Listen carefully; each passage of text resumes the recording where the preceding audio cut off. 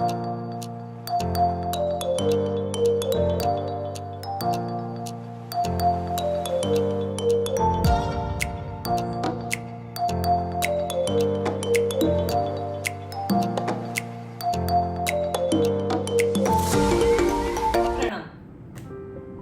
वास्तु ये एक ऐसा सब्जेक्ट है जिसके बारे में, एक ऐसा शास्त्र है जिसके बारे में सबको बहुत ज़्यादा हमेशा ही कुतूहल रहता है। आप इसमें बिलीव करें या नहीं करें, लेकिन इसको जानने की उत्सुकता जो है वो सबको होती है। जैसे ज्योतिष है वैसे ही वास्तु है, दोनों एक दूसरे से जुड़े हुए हैं। आज हम बात करते हैं वास्तु है क्या।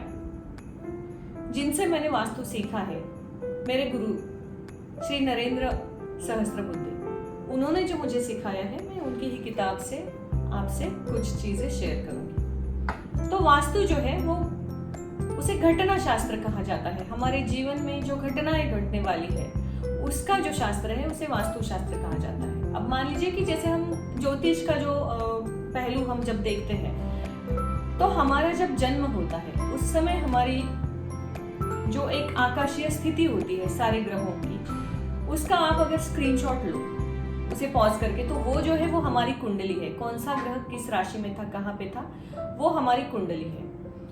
इसी तरह से जब हमारा वो ग्राफ बनता है, वो एक घटनाओं की श्रृंखला बनाई जाती है कि हमारे जन्म के बाद मृत्यु तक जो भी हमारी जीवन की जो जर्नी है, इस जर्नी में हमें किस दौर से गुजरना होगा, हमारे साथ अच्छी बुरी कौन सी घटनाएं घटेंगी, हमें किससे मुलाकात होगी, क्या होगा। तो ये जो घटनाओं की श्रृंखला है, इससे वास्तु से जोड़ा जाता है, इसलिए इसे घटनाओं का शास्त्र कहा जाता है। अब अगर इन घटनाओं में अशुभ घटनाओं की श्रृंखला बढ़ जाती है तो जीवन दुखमय हो जाता है। इसे सही तरीके से संतुलित कैसे किया जा सकता है, इसलिए हमें घटना और घटाकाश, यानी हमारा शरीर, हमारा घर और अवकाश, इन तीनों का जो है वो एक मिलाप करना और उनमें सही संतुलन करना बहुत जरूरी होता है। और ये संतुलन होता है 5 तत्व, दशा, दिशाएं, देवताएं और जो ऊर्जा हमारे समीप है, इन सब के एक सही संतुलन से। तो हम वास्तु शास्त्र को जब समझते हैं तो ये सिर्फ ऐसे नहीं है कि आपके घर के उत्तर दिशा में आपका विंडो है तो आपको प्रॉस्पेरिटी आ जाएगी, साउथ में है तो आपको प्रॉब्लम ही आ जाएगी। साउथ यम दिशा है और वो हमेशा बंद होनी चाहिए, उत्तर से पॉजिटिविटी आनी चाहिए। लेकिन ये शास्त्र सिर्फ इतना ही सीमित नहीं है, इसके अलावा इसके जो सूत्र है, इसे समझ के हमारी जीवन शैली में उसका अवलोकन करना और हमारे घर में उसका परिवर्तन करना बहुत जरूरी है। आजकल अगर मैं वास्तु की व्याख्या बनाना चाहूँ तो बहुत मुश्किल हो गया है, क्योंकि हर कोई ये लोगों को समझाने में जुड़ा हुआ है कि बिना तोड़फोड़ वास्तु शास्त्र, आपके घर में कुछ भी चेंज किए बिना, बस कुछ वस्तुएं रख के, एनर्जीज में कुछ चेंजेस करके आपकी घटनाओं को बदला जाएगा। क्या सही में कर्मों को बैलेंस करना इतना आसान है? और अगर इतना आसान है तो फिर जीवन में दुख क्यों है, ये हम लोग क्यों नहीं समझ पाते। छोटी छोटी चीजें बदलने से क्या हमारे बड़े बड़े प्रॉब्लम्स खत्म हो जाएंगे? नहीं हो सकते। उनके लिए हमें जो वास्तु का जो आकार है उसका बहुत महत्व है। जो वास्तु का आकार, प्रकार और हर चीज, जैसे बाथरूम है, किचन है, उसका सही जगह, सही ऊर्जा स्थान में होना, उसके तत्वों का बैलेंस होना जो बहुत जरूरी है, वो अगर किसी गलत जगह पे है तो वहां पे बस कोई प्लांट लगा के या कोई वस्तु रख के उसका सोल्यूशन नहीं निकल सकता है। इसलिए आपको शास्त्र का, पारंपरिक शास्त्र का आधार लेना बहुत जरूरी है। और शास्त्र आपको समझाएगा कि फोम करेक्शन जो है, जो फोम करेक्शन की व्याख्या है, आकार की व्याख्या है, वो बहुत ज्यादा जरूरी है। आपको आकार में बदलाव किए बिना अपने जीवन में बदलाव करना पॉसिबल ही नहीं है। तो आप ऐसी भूल भुलैया के वास्तु शास्त्र में मत पड़िए।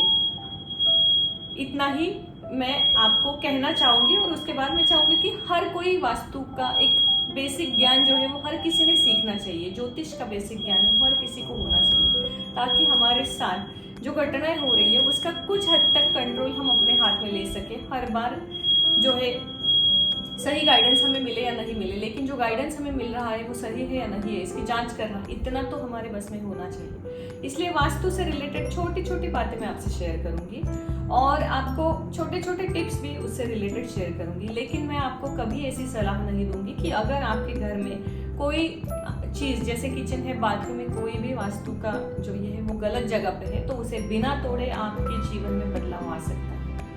जैसे ही आपकी दशा, कुंडली की दशा बदल जाएगी, वो जो बदलाव आपके जीवन में आया था वो घटना खत्म नहीं हुई थी, वो जस्ट आगे चली गई थी, वो आपको भुगतनी है। तो उसे भोगने के बजाय सही समय पर सही उपाय करना जो है वो बहुत जरूरी है। सिंपल सी बात है, अगर आपने दूध लिया है और उसका दही बन जाता है तो आप उसको वापस से दूध नहीं बना सकते। मेरे सर हमेशा कहते हैं कि एक बार वो दही बन गया तो बेहतर है आप अगली प्रोसेस में जाओ कि उसका घी बनाओ, आप वापस उसको दूध बनाने के चक्कर में मत पड़ो। इसलिए सही तापमान पे सही समय पे दूध का उबलना बहुत जरूरी है ताकि वो फटे ना। इसी को अगर आप वास्तु से जोड़ो तो वास्तु में आप देखोगे कि सही समय पर किया गया उपाय आपको कई मुश्किलों से बचा सकता है।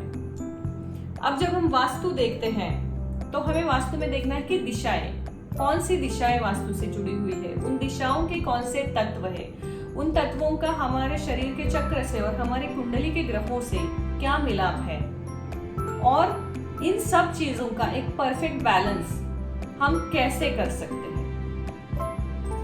जब ये सब आपकी समझ में आएगा ना, आपको वास्तु बहुत आसान लगने लगेगा, उसमें कोई भी कॉम्प्लिकेशन नहीं, छोटी छोटी चीजें हैं। एक और बात मैं आपसे जरूर शेयर करूंगी, आज के वीडियो में नहीं, अगले वीडियो में, कि वास्तु जो है वो आर्किटेक्चर से अलग कैसे है और आर्किटेक्चर के साथ ही उसकी इम्पोर्टेंस ज्यादा कैसे है, और जब आप किसी घर का वास्तु करते हो तो वो आपके जीवन में जरूरी क्यों है। एक खुशहाल घर, सुख समृद्धि से भरा हुआ घर और परफेक्ट हाउस जहाँ का फर्नीचर बहुत आलीशान है, हर चीज परफेक्ट है, क्या वो घर आपको सुख देने में समर्थ है या नहीं, ये समझाने का काम आपको वास्तु करेगा। और वो घर कितना सुंदर दिखेगा, कितना परफेक्ट और अच्छे से बना हुआ है, ये आपको आर्किटेक्चर देना। तो आपको एक सुंदर घर चाहिए या उस घर में सुख संपन्न जीवन चाहिए, ये आपके ऊपर निर्भर करता है। तो आप हमारे इस चैनल से जुड़े रहिए, हमें सब्सक्राइब और लाइक कीजिए, और आगे इस विषय में हम आपसे बहुत सारी जानकारी जरूर शेयर करेंगे। मैं तेजस्वी, कॉस्मिक ब्रेथ स्पिरिचुअल फाउंडेशन से। शुभम भवतु।